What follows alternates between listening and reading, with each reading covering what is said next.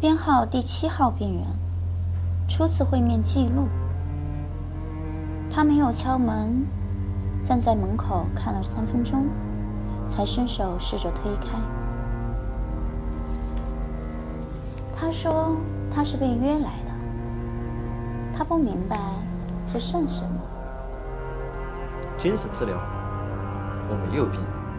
他的手并没有放在桌面上，而是藏在了膝盖下，表示防御。这表示他会害怕自己懂。他说了一句我记到现在的话：你不要用那种看小动物的眼神看我。我没有说话，只是在看一只野猫，决定今晚要不要喂它。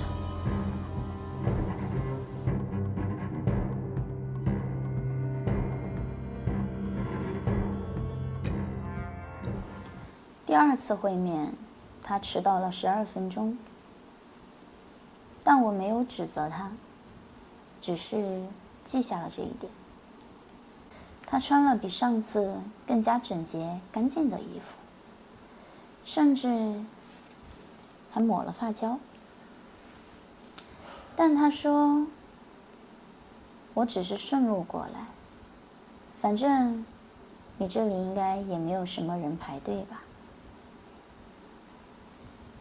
我递给他一张纸巾，他拒绝了。但我在低头写字的时候，他悄悄地抹了一下他的汗。我问他：你最讨厌自己哪一点？他沉默了40秒。他说他从来不讨厌自己，是别人看不起他。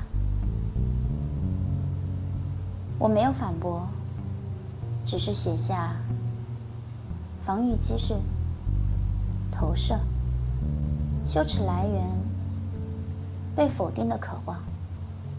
他的眼睛开始红了，但他说是灯光太刺。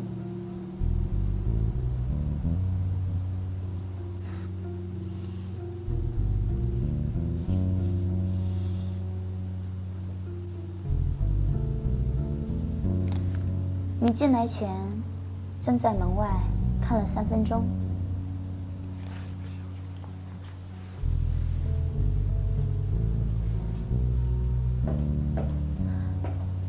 那时候我也是穿的这双鞋。你是不是觉得我没有发现你在看我的脚？你一直都在看，你在看我，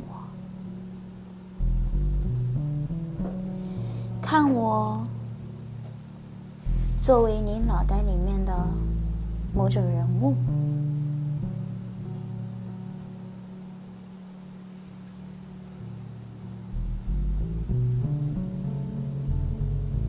你幻想过我，对吧？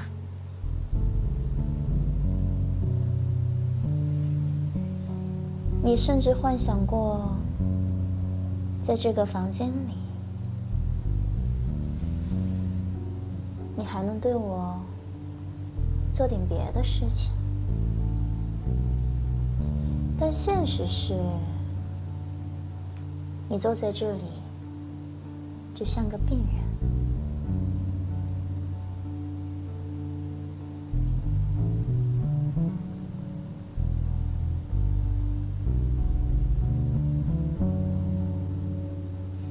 太过分，我可没有幻想你，你别乱讲。我不喜欢你这样的女人，穿成这个样子还看病，随性。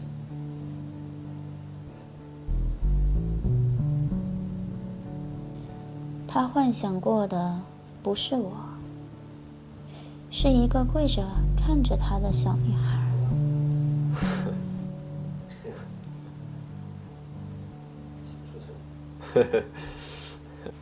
他从来不敢直视一位站着的女人。第4次接受，患者情绪不稳。他承认了有3次梦境，内容均是对女性权威有反向依恋。他请求我的原谅，但我更想让他偿还。我说：“你可以替我擦脚，作为你那些念头的代价。”他笑了，但是没拒绝。他甚至问：“要脱袜子吗？”这不是足疗，是降服。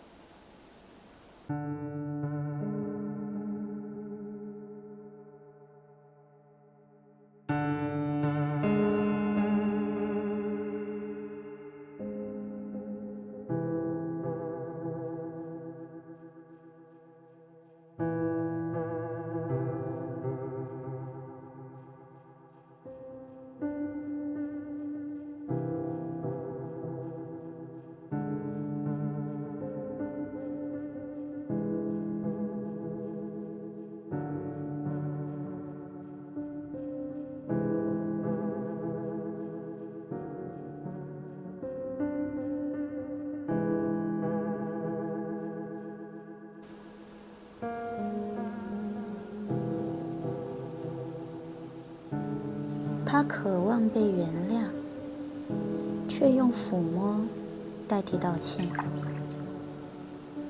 他一边说“我没想那么多”，一边把头低得像孩子。他曾幻想我蹲下来捧住他的脸，却没想过真正治好他的方法是让我把脚放进他的掌心。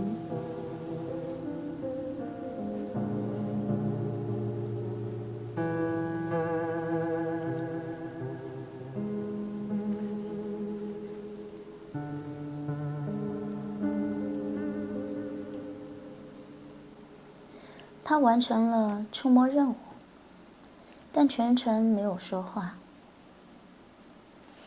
但当我合上本子，他却开口了。他说：“我明天是不是还能来？”我没有回答。第7号病人，依赖源已形成，羞耻感被情感附着软化，脱离失败后极易反复。建议治疗方式终止。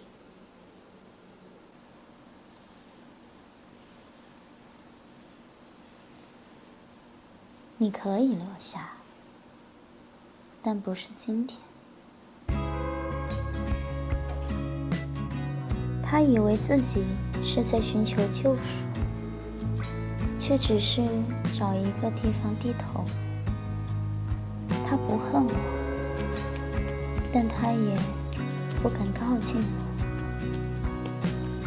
他最爱的不是我的声音，是我没有拒绝他抚摸我的脚。他不是病人，他是我的镜子。